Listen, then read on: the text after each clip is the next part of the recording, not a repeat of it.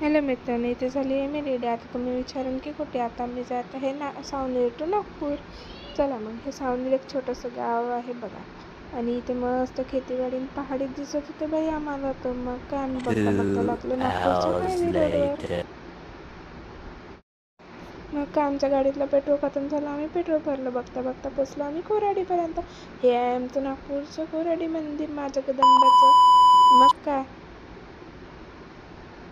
मग काय इथे बर्डीमध्ये पोचल्यावर आम्हाला खूप जोराचा पाऊस लागला. मग आम्हाला दिसली इथे पाणीपुरीवाला. आणि पाणीपुरीवाला दिसून तर मन तर पोरीचं मन तर बदलूनच येते, आहे का नाही. मग घेतली आम्ही दहीपुरी